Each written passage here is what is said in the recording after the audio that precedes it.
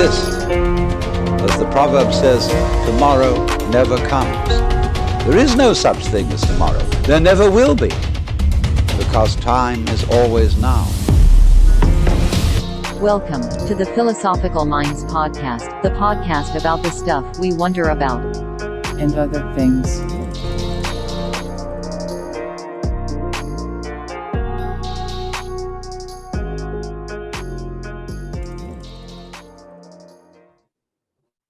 All right. Our guest this evening goes deep into the depths of the inner mechanisms at play within sort of technocratic leaning realms and really dissects the seemingly anti-human narratives that are being perpetuated currently. She is indeed a powerful informational conduit and a genuine badass as far as I'm concerned. Her name is Alison Mcdowell out of the always sunny Philadelphia. How are you doing tonight, Alison? I'm doing well. I'm doing well. Good to hear. So before we get into it, can you maybe give the people a brief introduction into kind of your work and your background in general? Sure. So my entry point into a sort of research and activism actually came through my involvement as a parent in privatization of public education here in Philadelphia. And my academic background is actually in art history and historic landscape preservation. So I was pretty good at doing primary source research and then also sort of weaving together narratives based on clues and remainder things. So I was able to start looking at money primarily initially from the education space and then looking more broadly at sort of poverty management because Philadelphia is a very poor city as well. We're a center of the opioid crisis as well. So there were many elements beyond education which this same playbook around turning people into sort of data commodities applied. And so I had been doing that for about 3 or 4 years earnestly before everything came up with this public health scenario. And that was something I share at all, although I had written a few pieces about managed healthcare and data-driven healthcare. So I just jumped in and sort of taught myself a lot about healthcare finance, Internet of Bodies, and movie area of like nano electronics and other elements in collaboration with like a nice group of people that I've connected with online. So a lot of the work that I do is a collaborative effort of which at the moment I'm someone who is in a position of being a public face of it. So, I don't want to take credit for all the findings that I, come across. It's a collaboration. You definitely do well.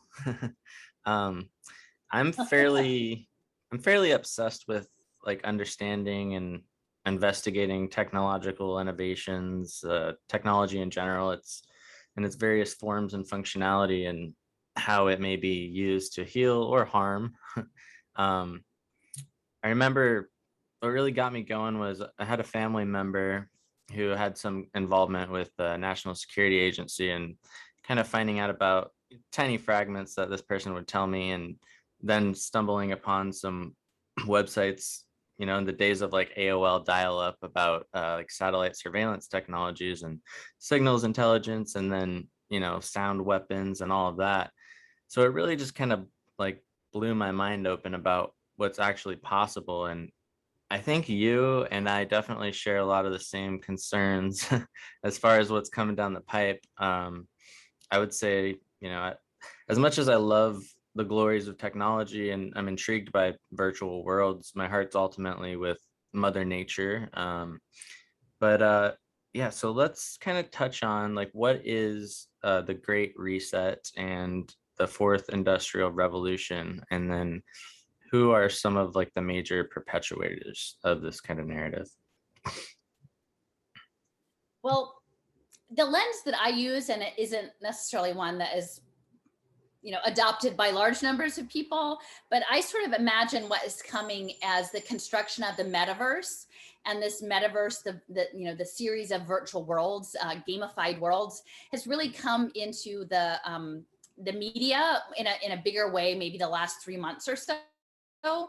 Early on in the pandemic rollout, there were not as many people who maybe weren't in the gaming space who would know what you were talking about when you talk about the metaverse. But now, like, prominent publications are putting a lot more information out. And my sense is, if you understand the way in which a global capitalist economy works with these global national corporations, is that there's an imperative for growth. There's always an imperative for continued economic expansion. And as we start to bump up against the material limits of the real physical world, there is a pressure to continue to grow those profits. And my sense is the response to that is increasingly to create virtual world building, and then new economies that exist encapsulated within digital spaces. And then that gives you more growth potential, even though there's still some economic cost to running the servers and getting the data and all of that. It's not quite the same as material economic growth. And actually, they talk about the physics of the digital world as being incredibly much faster than the material world. You can do a trade in a digital item, an NFT, in an instant, right? As opposed to if you bought a physical item from some other part of the world, you'd have to, put it in a warehouse and then get it on a cargo ship and then have it show up and go through customs and this, that, and the other. And when it's a digital item, it's just instantaneous. And so what's making the metaverse possible, actually, in that level of new growth is blockchain. And the blockchain ledger, which is a permanent ledger system, was designed to track digital assets in cyberspace, really. And so most people today are familiar with it in terms of cryptocurrencies, but it's not strictly just a currency as we commonly understand it. It is actually to track any digital asset. And then increasingly they're actually building out virtual cities with virtual items. And my entry point into this as a parent, like, I can look back and think about buying webkit. My kid in elementary school, they were like popular birthday presents. You buy this little stuffed animal, and then there was a code, and you would unlock the virtual animal, right? And then the kids could play games and work, in this virtual space and earn material items for this virtual animal, right? And that's exactly was the preparation for what's coming, is that our physicality, our material world shrinks, our footprint shrinks through pandemic preparedness, and then our digital twin sort of steps in to take over. So we begin more and more living through these digital twin avatars that are in and of themselves economic actors in acquiring digital possessions. So it's It's fascinating. Are you familiar with the game called Second Life? It was one of the early. Yeah. So, and it always seems so corny, right? Like, you're just like, what? It's, not corny, but like, why? But they have these 20, 30, 50-year plans, right? So they tiptoe in, they get the pilots up, and actually the guy, I'm trying to remember his name now, who founded it, like, he's now into blockchain, digital twinning, and like remote work, because the work that's going to start to happen is not just as avatars, but it's through remote robotics and global platform labor, not just in like call centers or coding, but literally running factories and doing telepresence work, not just screen-based, but through remote robotics, which is kind of crazy to think about. Yeah, definitely. As soon as they get the automatic language translation, that's coming. Yeah, I think it was definitely one of the precursors in early digital currencies that kind of came out with Linden Labs and then like the Linden dollars. And now there's a version that they're working on that intertwines with VR. And then you think about like movies like Ready Player One. That's kind of seems like the scenario that's coming into play a little bit. But yeah, one thing I definitely loved that I was hearing you speak about was this idea of like, we need to interrogate the language of things, specifically in regards to talking about things that are labeled as like sustainable solutions. Because absolutely, I think like genuine sustainable solutions, that's the name of the game. But the terminology is so easily hijacked these days. Would you agree? Yeah. Well, essentially what's happened since the last global economic crash is that wealth has become even more concentrated, and not necessarily just in the hands of billionaires that you can actually put a face on, a Bill Gates or, a Piero Meteor, some of these people who have, billions of dollars, but actually behind giant investment portfolios that aren't really even representative of any one person. They're just their own behemoth, right? Like the BlackRocks and the Blackstones that are out there, and they have to put their money somewhere. They have to channel it.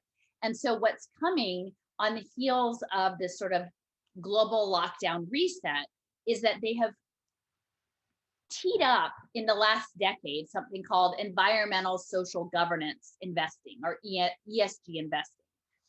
And so the story that is being told through the media is that now, like, global capital has realized the error of its way of harm that has caused through globalization and structural adjustment and environmental devastation, and now they promise to do better.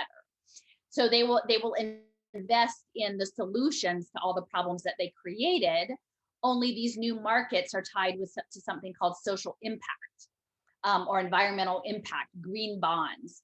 And so it's almost like they're trading on solutions that are proven with data analytics.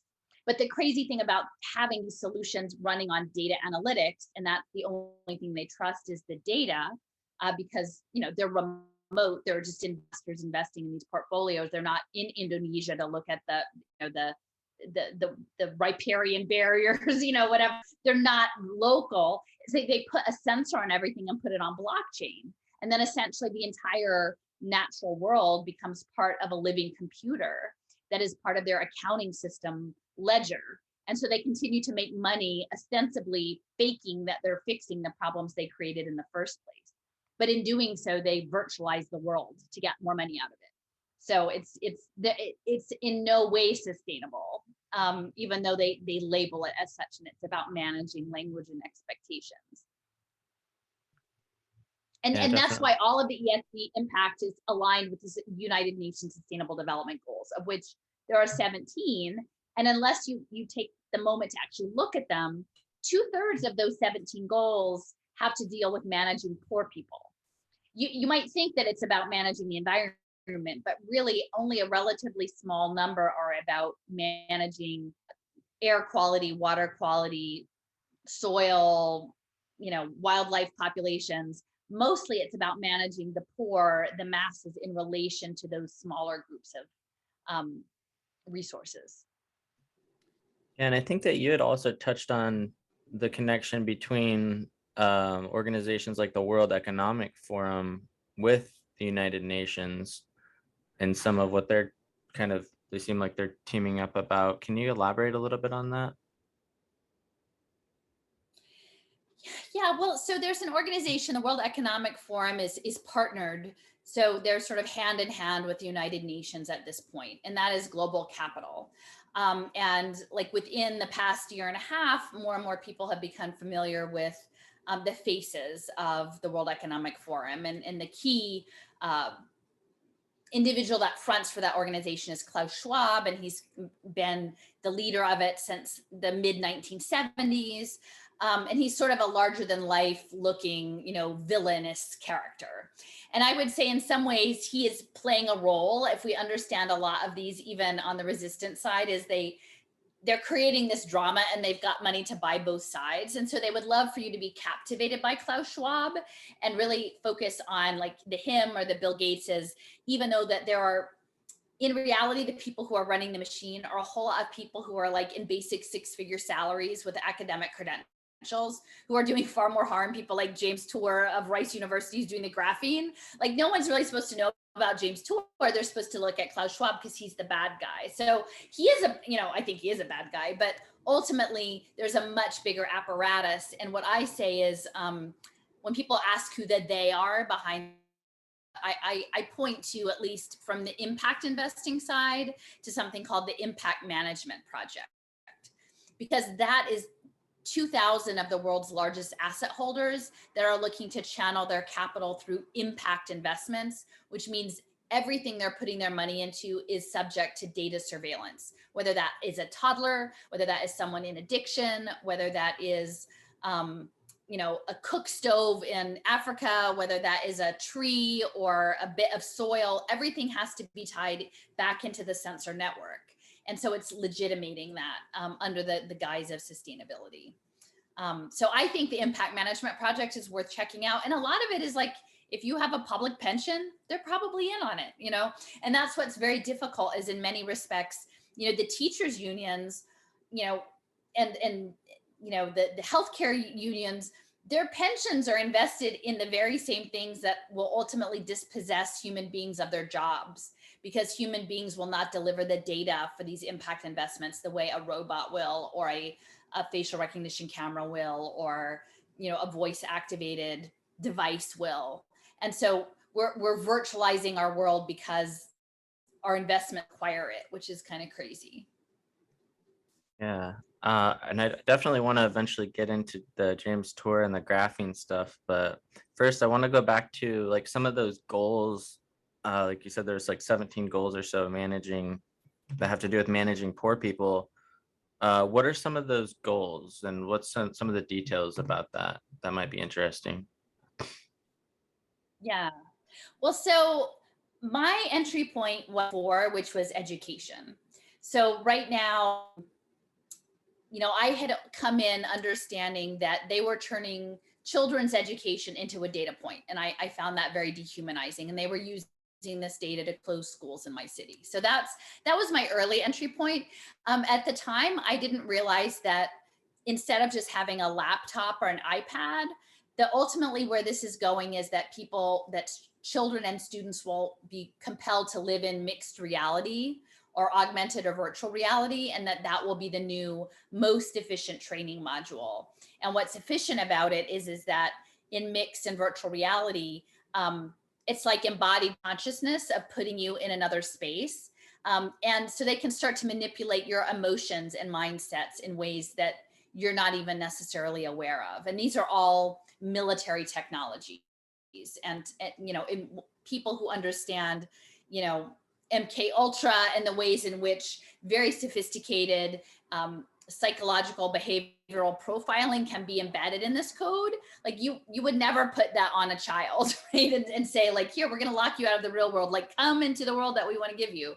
And those interactions are also going to be tracked on blockchain. So there's something called XAPI, which is essentially that you can, through haptic remote, like the hand controllers and your eye motion in virtual reality, demonstrate a skill in virtual reality space as if you were in a game, and then get a credit in your learning locker that you've attained a competency.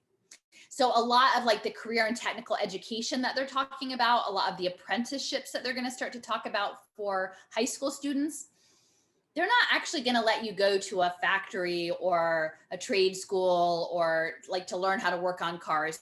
No, it's going to be in a VR headset, and you're going to have to demonstrate compliance to that. So this is all coming. And now Ethiopia, there's 5 million children in Ethiopia who are being put on the blockchain by Cardano, Charles Hoskinson, and that's the largest global deployment. And that will be linked to one of these sustainable development goals. They'll say, look, we're improving these children's data points by hooking them into the blockchain and giving them online education and closing the digital divide.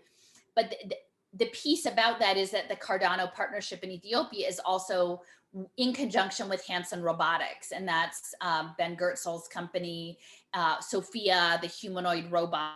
Actually, the guts of the brain of this particular robot were funded by Jeffrey Epstein early on. Like that's the trajectory. So if you start to think about it in the broader terms, like education goal number 4, most people would not stop to say like, hey, the war machine's like capturing children in VR headsets and putting them on the blockchain for betting. But that seems to be what's happening, unless we say that that's not a humane thing to do to people. So that's 4. Like goal 3 is healthcare. So the same thing, Internet of Bodies, wearable technology. One of the areas that's going to be a big impact market is around chronic illness and preventative healthcare and wellness. And so increasingly the sensor technologies are going to be embedded into, they're talking about wearable tattoos, Internet of Things connected tattoos to get your biometrics, smart shoes, smart shirts, all sorts of wearable technologies that people keep their proper distance from one another.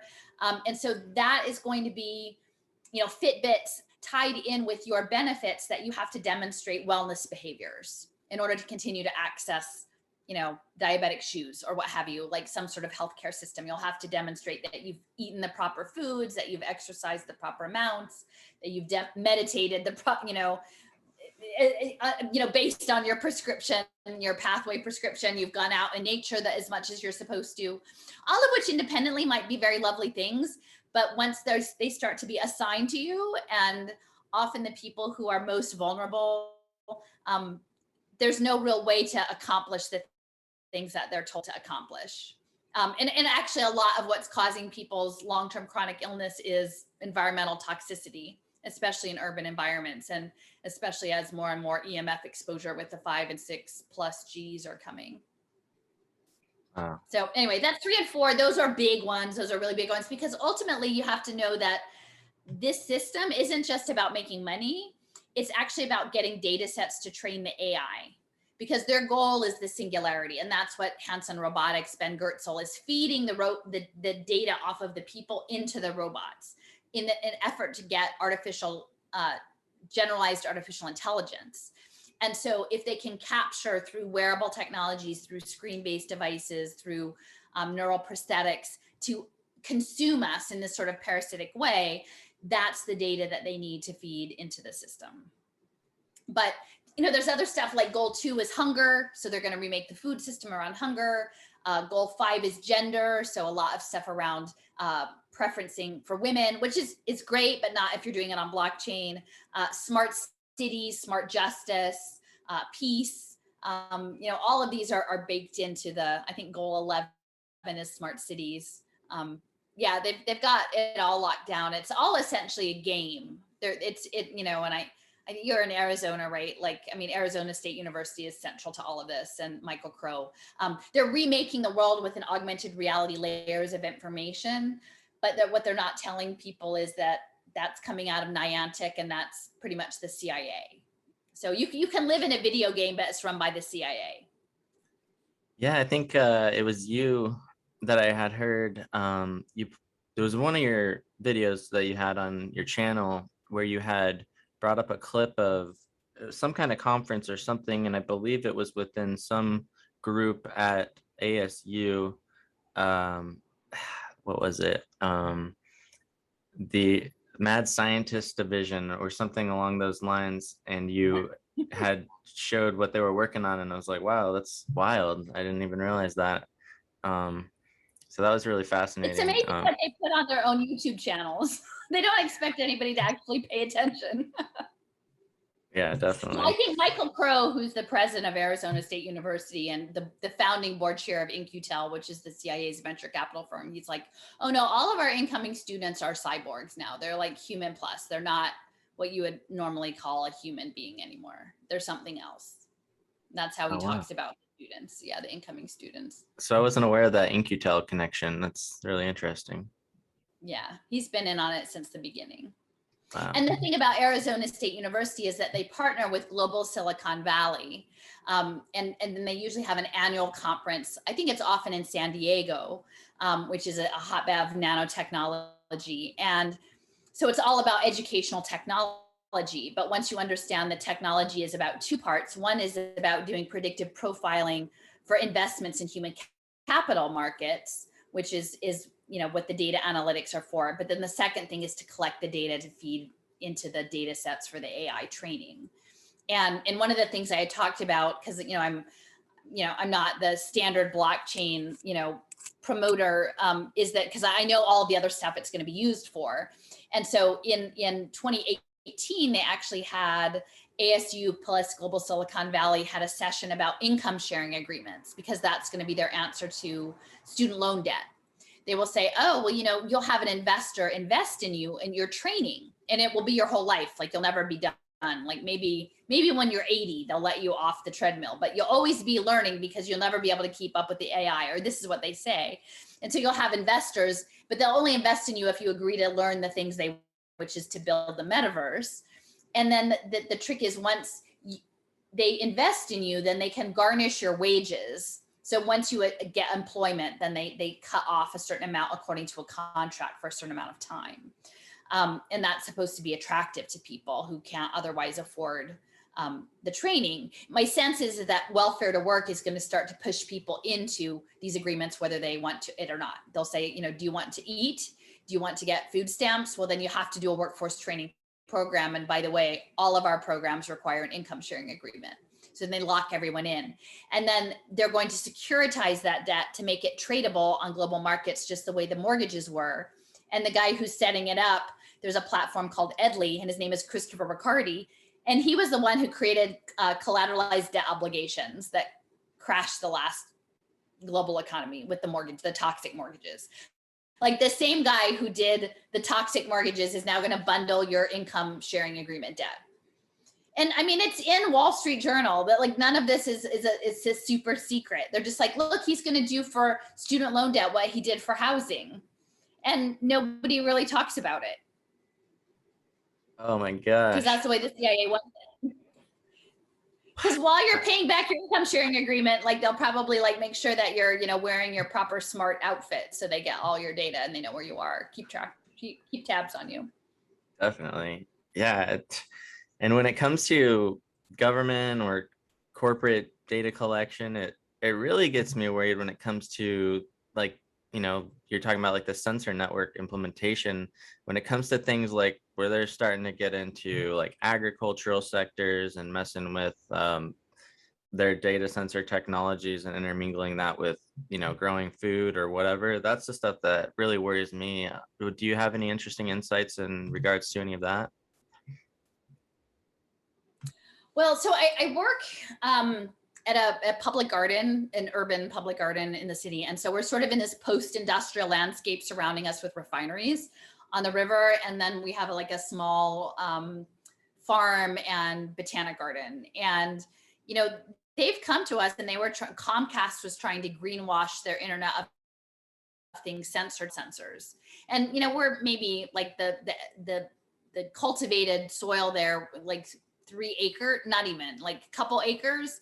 But it was a greenwashing program because essentially they want these soil-based sensor technologies and then to connect it to drones and then to both use nanotechnology in the soil and in the water and in the pesticides to sort of double down on, what happened with the first green revolution, which was essentially concentration of power over and globalization of agricultural goods to the detriment of most of the world, and really concentrated the control over food systems in a very small number of hands and made that highly dependent on chemicals and synthetic fertilizers. But now we're going to a nano level. And now essentially what I was seeing in education, which was essentially them saying, teachers, you don't want to necessarily have to deal with those messy children, right? Like it's much better that they just do their devices and then you look at them as data on your own device and nobody has to actually interact with one another. It's just much tidier that way, right? We'll just do everything through the devices and then that's just so much better. I mean, that's how they were pitching that. And so I sort of feel the same way with the farmers. It's like, oh, don't touch the soil. Farmers, you don't have to do the robots will do that. The robots and the drones will touch the plants or the soil, or they'll give precision infusions and then eventually you just sit at the computer and then you can program it all. And that's assuming you actually still have plants, because the next big thing that's happening that's getting more coverage is bioreactors and foundries, which this Ginkgo Bioworks is based outside of Cambridge. And they've got these new foundries where literally they do CAD to program like living organisms as machines, like yeast. I mean, they're starting with yeast and smaller things, but like literally programming them on a computer and then putting with robots, like robot production facilities, to grow out these synthetic organisms, like on demand, based on a computer program. So in that case, one of their big clients is like turning yeast into something that represents hemoglobin so that their Impossible Burgers will look like they're bloody, because plants aren't bloody. And that's, so I kind of have a hashtag and I say, like, I stand with the yeast. Like, they're going to start with the yeast, but it's not going to stop with the yeast. I mean, MIT has already been working on things called cyborg botany, where they use plants as computing interfaces by filling them with nanowires and nanosensors. So, Ugh, you're gosh. COINTELPRO with, like, you're being spied on by the shrubbery. Yeah. Yeah. One thing I had come across a few months ago was these like satellite companies trying to market some kind of service where they were saying that they would scan and monitor your crops so that they could provide security or whatever. And I'm just like, oh, no, thank you. Let's see where that leads. Eventually, they will want to probably regulate what type of plants you can grow, or what kind of herbs you're able to grow and how you're growing them. And it just gets crazy. It's very worrisome. What about some of the interesting things coming along with things like biometrics and like the digital IDs and all of that?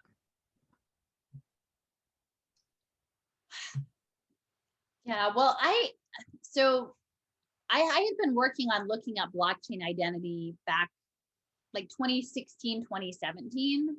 And a lot of the pilots for those digital biometric identity systems were tested out early on refugee populations.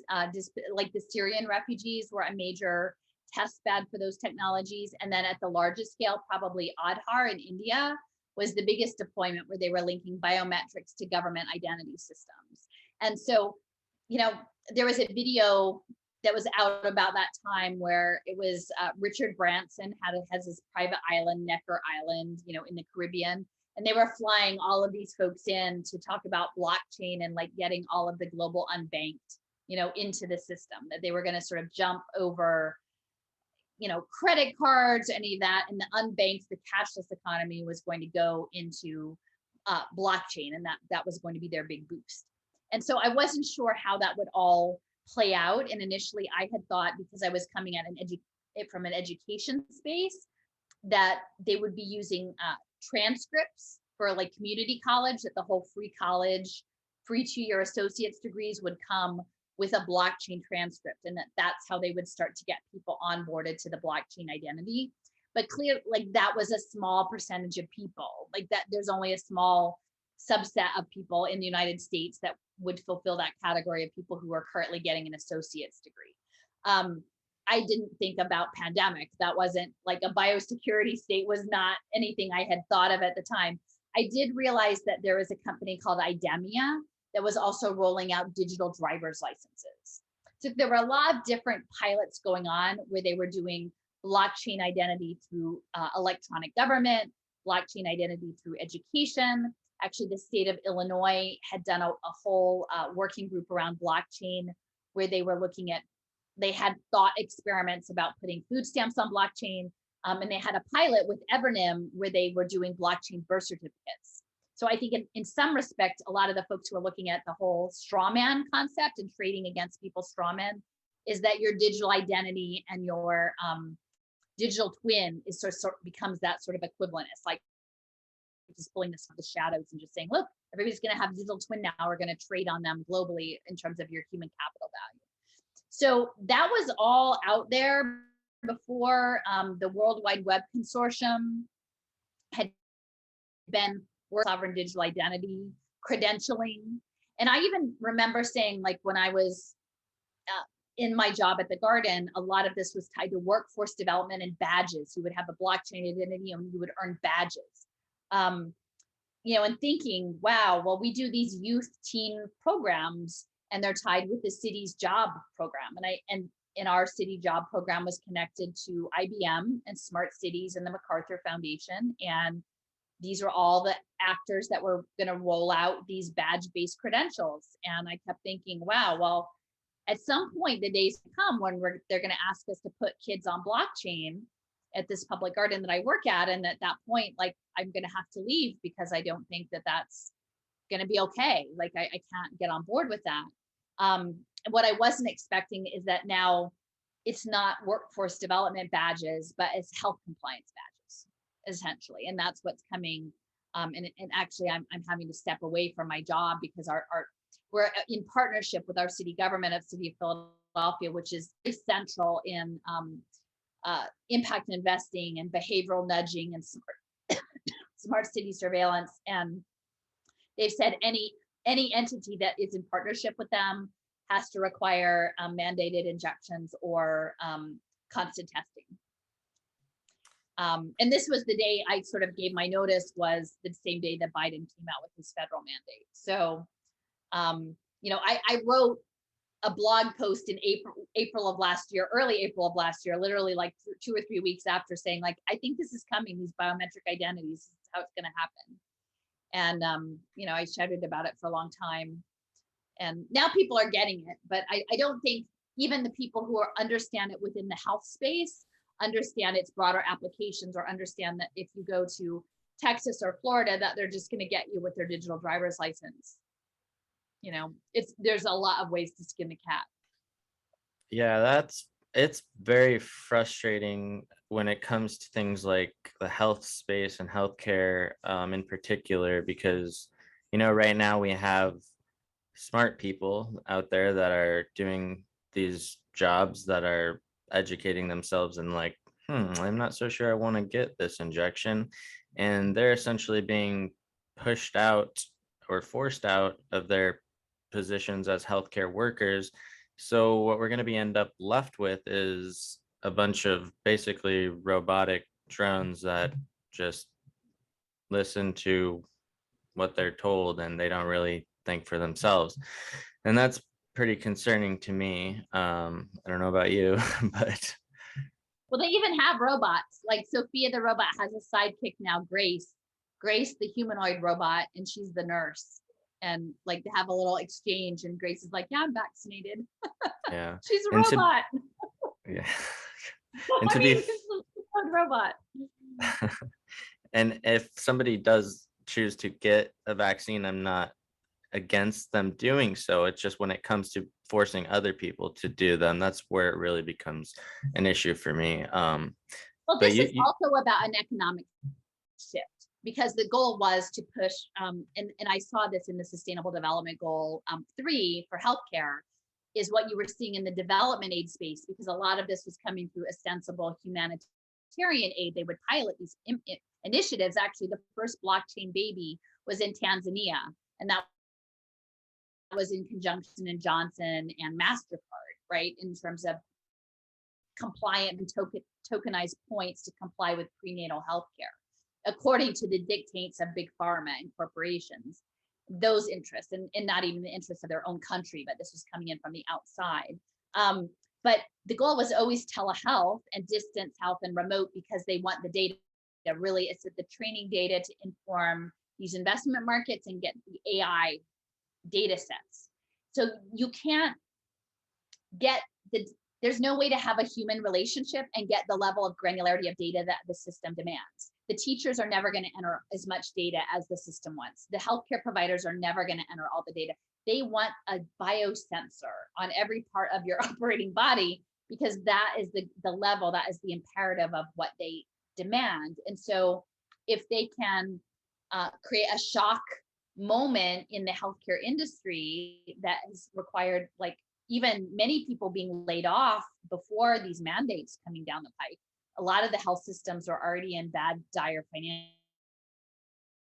financial, nurses and doctors are being laid off. Now you have more people who are stepping away from their careers because they're being forced to choose between their career and a medical intervention. Then what's going to happen is you're going to have a new set of labor that is based in healthcare. It will have to be, because you literally will not have the bodies to do the work. And Duke University, these very prestigious institutions, right?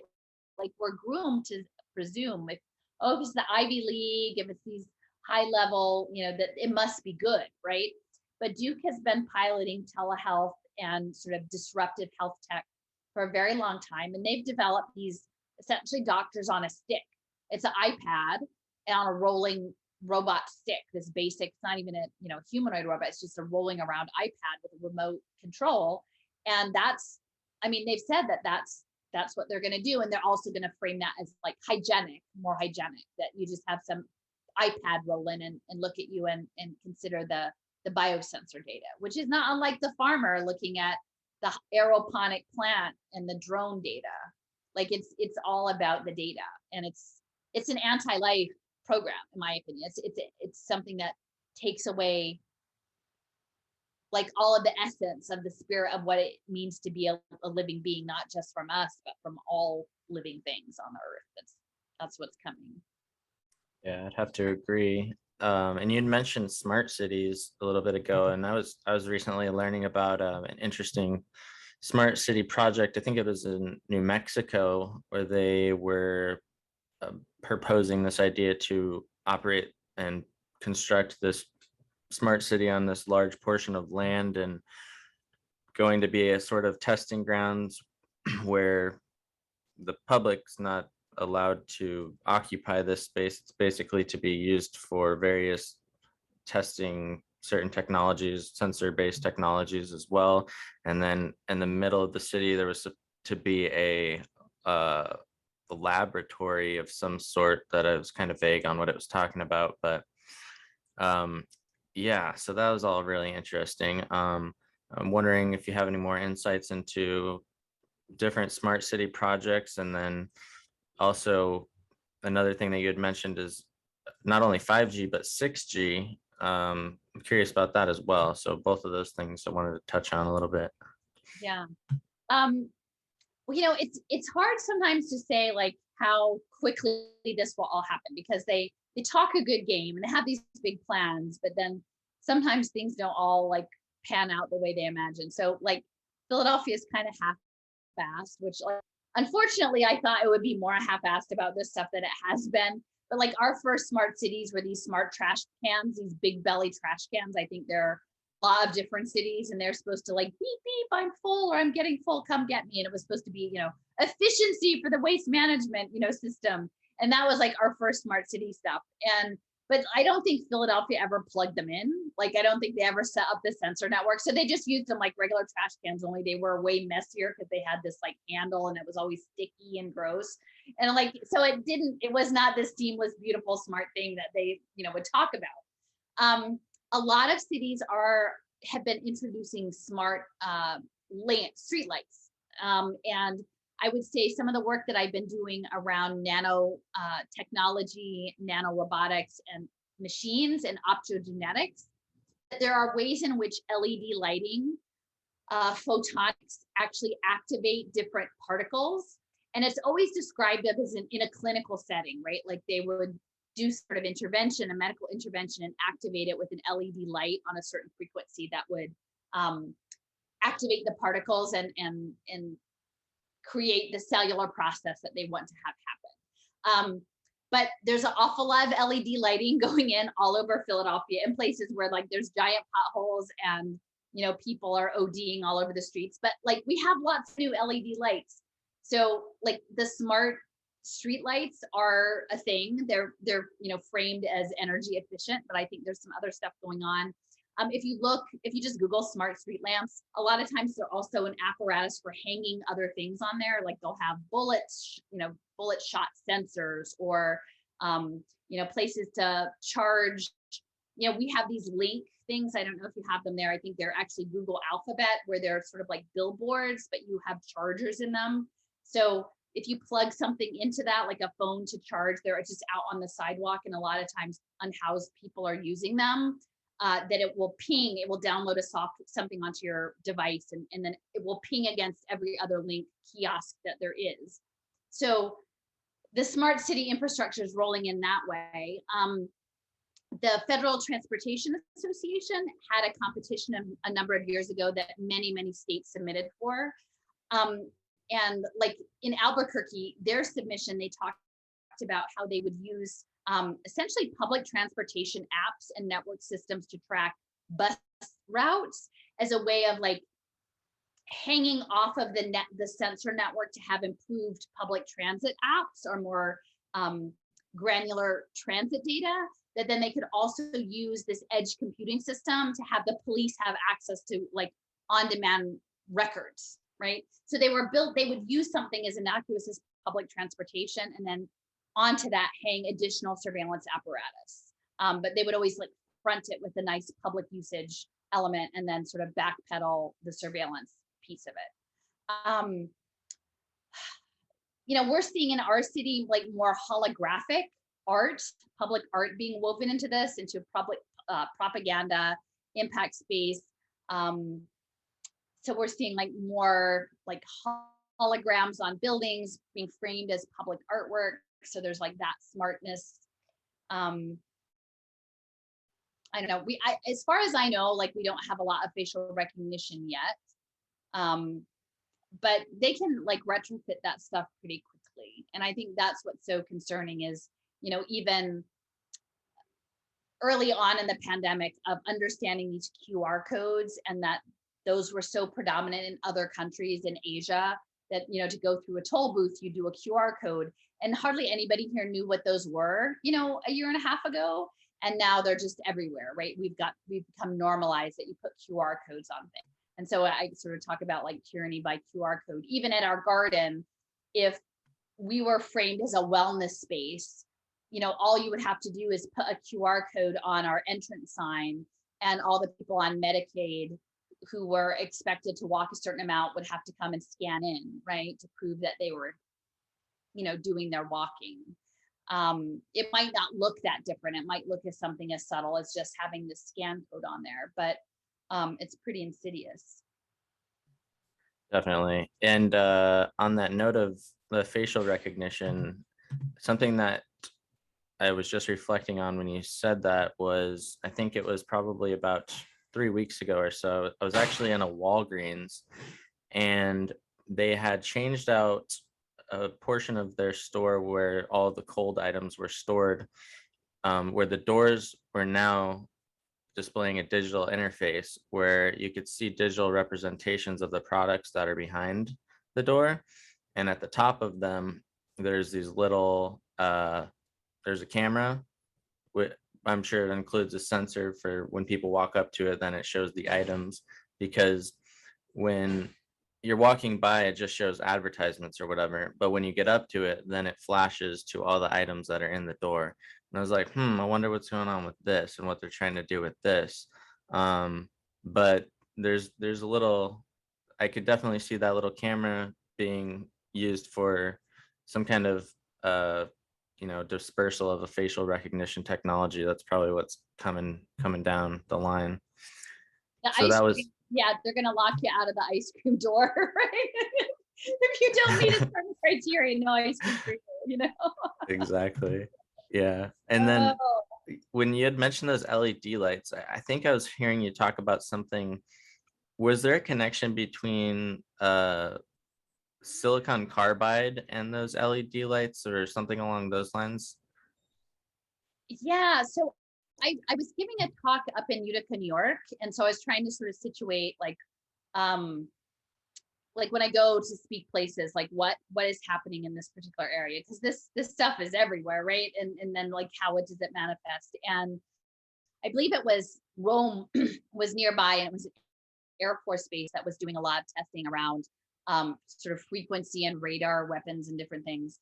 And they actually had a campus. I'm trying to remember if the campus was in Rome. It was like affiliated with Albany, but they were doing a lot of nanotech work. And gosh, I'm trying to remember the name of the company. It was like maybe Cree or something like that.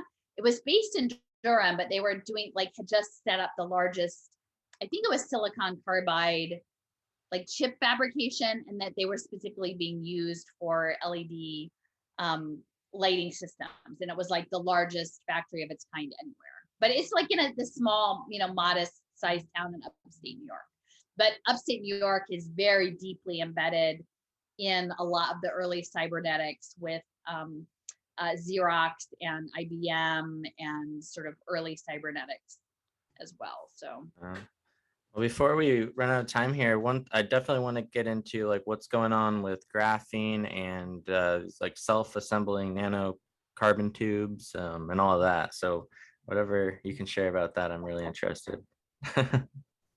Yeah, well, I mean, so essentially, I think, I have a friend, and I will just recommend their blog. It's called A Piece of Mindful, piece like a puzzle piece, PIECE, and it's a group blog, but Steppers is the person's like is really focused on the nanotech R&D, and that's their specialty. So we've collaborated, and it's been probably about 6 weeks since I've done a deep dive into graphene. But essentially, this idea of working on creating at a nanoscale. There was a guy, Richard Feynman, who in the late 1950s was like, there's lots of room at the bottom, right? If you can get down to the nano level, like all of the material world as we know it falls apart, and there's crazy new rules of physics, and like magic is possible. And so like, let's get down there and start building stuff. And I'm trying to remember the woman's name, but like the first tenured professor at MIT had been working on carbon nanotechnology since the early 1960s. So I think that the story about graphene as this first two-dimensional material sort of manifesting in 2004 with tape and a pencil, the first two-dimensional material is a bit of a story that's being told, that really the work on these the carbon nanomaterials was happening for probably 40 years in advance of it going public. And so the idea is that almost their goal is to, at a molecular level, program matter. Like literally the idea that you could create a computer assisted design interface and design something and then have it manifest and be constructed at a molecule by molecule level. And the problem that they had with that is they couldn't figure out a machine that could actually do the molecules. They called it the fat fingers problem. They couldn't figure out how to do it. So I think increasingly they were moving towards particles that could self-assemble, either through frequencies being exposed to sound or light frequencies that would make them individual pieces turn into these machines that would then conduct functions within the human body. And even MIT had gotten to the point of, they claim to be able to insert false memories into people's minds by getting these particles past the blood-brain barrier. So graphene is central to this because as this two-dimensional material that can be layered with other things, can be mixed with, doped with other materials, can be twisted. It's sort of like this universal putty that's like stronger than steel, strong as diamonds, totally versatile. This is how they're selling it. It's like, the new plastic is graphene. And James Tour is at Rice University, and the trick with graphene is being able to fabricate it in the amount that they want in a way that is standardized, I guess, that meets certain quality criteria. Because if you have sort of crummy graphene that has impurities or whatever, that it changes its characteristics. And so what James Tour has been doing at Rice University in Texas is actually using lasers to essentially turn anything that's carbon into graphene with a laser, just like zoop, zoop, zoop. And then that graphene is very electrically conductive. And so what they're saying is that you can laser something carbon into graphene and then compute with it. And then track computationally things like you could laser food and track it on the blockchain in terms of global supply chain shipments. You could, he said, graphene is so valuable by the ton that you could like use a laser and turn dog poop into graphene, and it would be super valuable. So it's almost like you just have a way of printing money by using your laser and turning everything into graphene. And so then, what La Quinta Columna, the scientists had done electron microscopy to document the presence of graphene in the various injections. But all one really has to look at, if you look up graphene and adjuvant, you can see there has been quite a bit of research already done in the use of graphene into immunization, immunological products.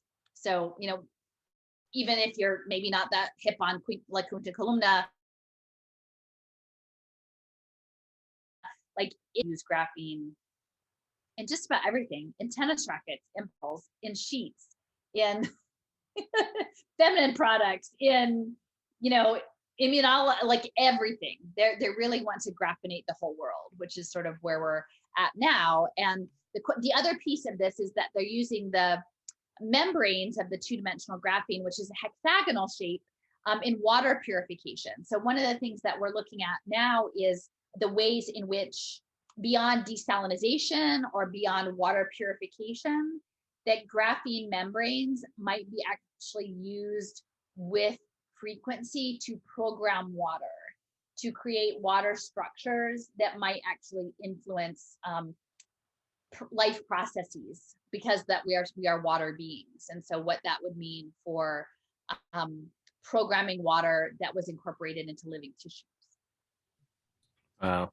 Yeah, I actually was doing a little bit of research after I listened to one of your talks about the graphene being present within injections, and it looks like that is a common practice that has been implemented historically. I forget the exact reasons for what they had said, that it's allegedly supposed to help with some of the delivery mechanisms, perhaps. Are you aware of any of that, or what they're saying that it's used for?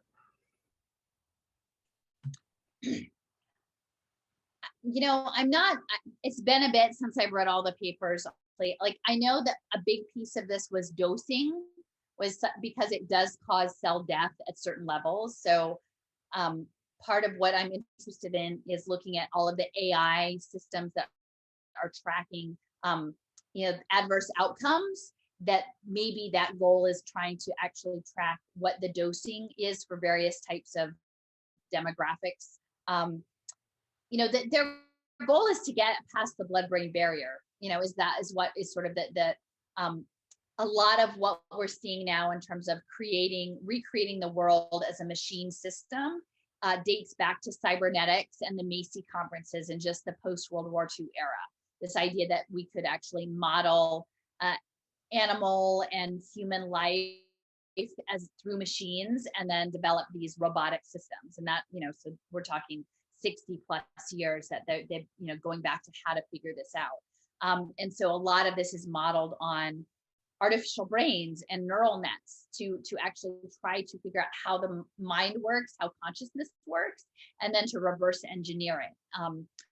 Ultimately, I think that these people who are running these sociopathic programs, it's not just about money, and it's not just about power, but it ultimately is about empire building, both in terms of creating a metaverse and potentially harnessing all of the energy and the life force of this planet in a very disrespectful way, to actually use us as a launching pad to get off planet and to like conquer space and the universe, is like to get off of the earth. There's very little respect shown to the earth itself or the beings of the earth in any of these systems. Definitely. Yeah. And the issue with the the mRNA connected spike proteins, actually those have been shown to get past the blood-brain barrier. So I don't have any doubt within their capabilities of getting graphene past the blood-brain barrier. So it's kind of concerning, just knowing how you're laying out what the potentials and possibilities are, how data can be stored on graphene, and how that could be potentially definitely abused in the future, with depending on what somebody is attempting to profit off of or whatever. I would just say, and this like goes back to the beginning of like what we were talking about, is this economic shift, is that the fourth industrial revolution, a central piece of that is synthetic biology. And when I've given talks in Utah, I've given talks in Arizona, and I'm like, hey guys, you have thousands of biotech companies that have come online in the past 5 to 7 years, like thousands, 1,000, 3,000.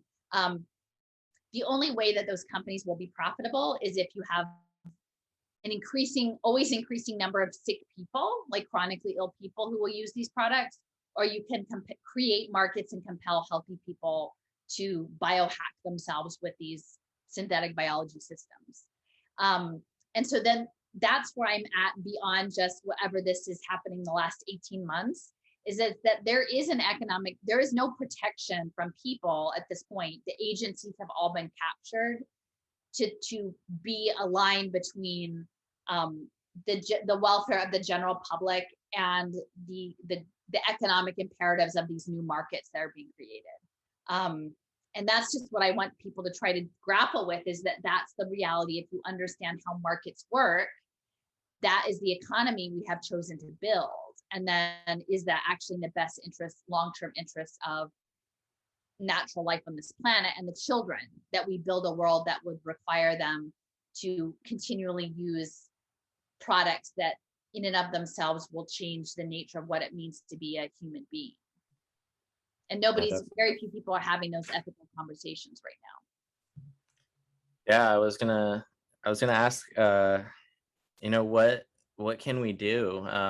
I think this is part of it, definitely being able to provide like education of these various issues and the potentials. What are your thoughts on any ways that we can kind of take back nature in this regard?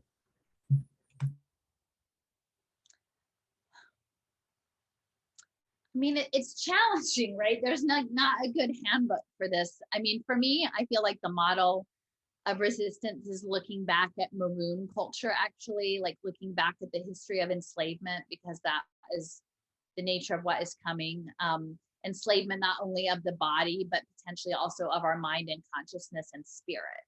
And to look at the history of what happened in the Caribbean, what happened in the South, and also what happened to the original people of Turtle Island, and sort of see, like, they're not erased ultimately. Like, many lives were lost and much harm was done, but they weren't disappeared. And so I feel like it's very hard in this moment to have any kind of nuanced conversation around the pandemic with anyone. Like, after 18 months, people are really committed to the decision, like whatever their position is, there's very little wiggle room in there. And so what I'm trying to step back and say, okay, let's just step at like whatever this last 18 months, but do we agree that there is an imperative to maintain natural life on this planet and not have it all be pulled into a planetary computer run by, Microsoft and state intelligence interests, and that we should have global solidarity in that, because this thing that is coming under this faux progressive ideology of sustainability is not what we're being told. And so, like, let's pull into that space, because I would say once you go there are very few people in the world who would feel an imperative like, no, we have to live in the metaverse, right? Like, we have to become cyborg centaur beings. Like, most people, if you framed it that way, if you framed the story in a different way, would agree with you. So that's why I'm like, let's step out of COVID right now. Let's step into this other space. Let's have these other conversations. It's not easy because it's scary for people, but I sort of feel like it's sacred work. It's a spiritual calling.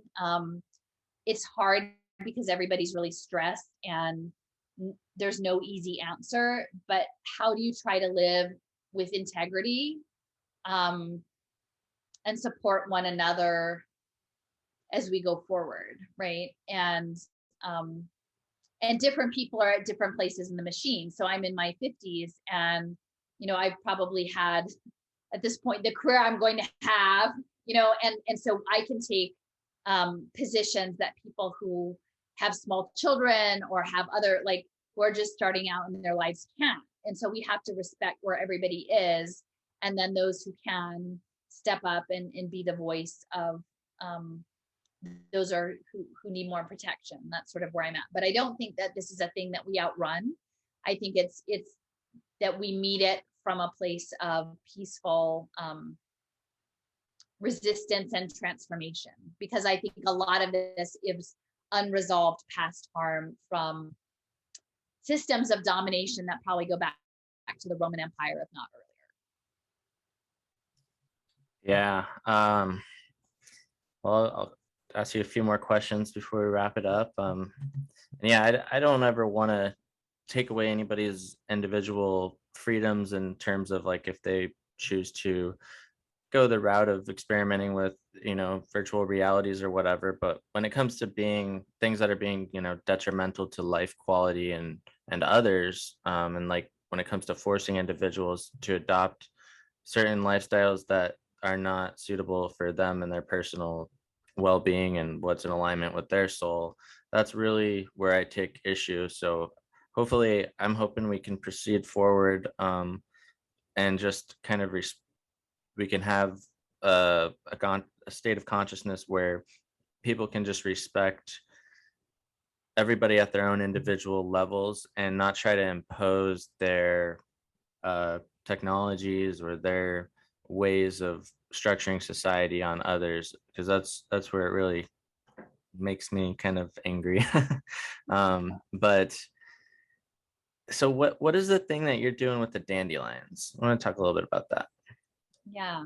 Well, like I said, I work in a garden mostly, like I do data entry, so I'm not the horticulturalist, but the dandelions just sort of came into my head early this spring, and I thought, well, it's a great symbol for resistance in that it is transformational, from the blossom to the seed head to the dispersal. It's the sun, the moon, and the stars.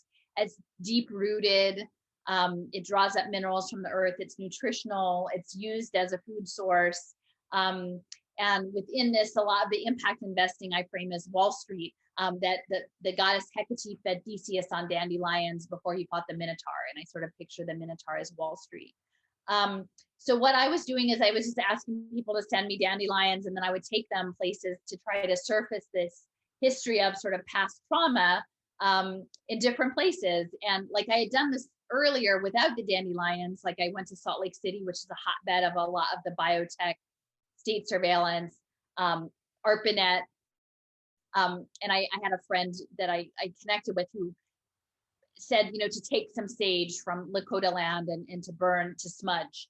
And so I had done that in Salt Lake City. And I'm like, well, now I can have these dandelions, right? And dandelions are on all 6 continents, so they represent everyone. And so I would take them places. I would take them to Wall Street. I took them to Aberdeen Proving Ground. And we would sort of tell the story of the place and how it fit into this trajectory. And we would sort of leave these transformational offerings. So, and in some ways, like even in my household, my husband is not on the same page as I am. And so I think people want to imagine those of us who aren't going along must fit in a certain category, but like really all through the summer, like every couple days, there'd be another box of dandelions. So I'm like, bad people would not be sending me, the people that you might imagine in some negative way would not be sending me dandelions. Like we're not militant in this way. Like we are actually trying to heal this wound that is manifesting currently as this public health thing, but is much deeper. It's a much bigger story. And so actually in early October, there's going to be a blockchain conference in Austin. So we're going to go try and like do some teach-ins and transmutation around Austin, which is an ID 2020 city. They were putting unhoused people on blockchain for their medical records pre-pandemic. A lot of Michael Bloomberg action, smart city action in Austin. And, I think a lot of this, the weapons they're using are frequency, but then our opposition to this can also be a frequency of love and song and music, which is also what Austin is about, right? Like, so it's this technological takeover of a musical space. And then how do we come back in with some sort of my friend that I'm going with, she's more musical than I am. She picks up the guitar. So like maybe we'll incorporate that into our dandelion transmutation. And, I have a little hashtag. It says the revolution will not be tokenized. And a lovely friend, this is a collaboration, made some artwork. And so it's on my website, which is Wrench in the Gears. And you can upload it, use it however you want. It's free for use. Just don't sell it and don't do bad things with it. But, one of the little hashtags is the revolution will not be tokenized. And so we're thinking about, I'm like, how do I maybe make some crafty dandelions, like some paper ones, and hand them out to these blockchain attendees and like, just do a little tactical intervention there to remind people about nature.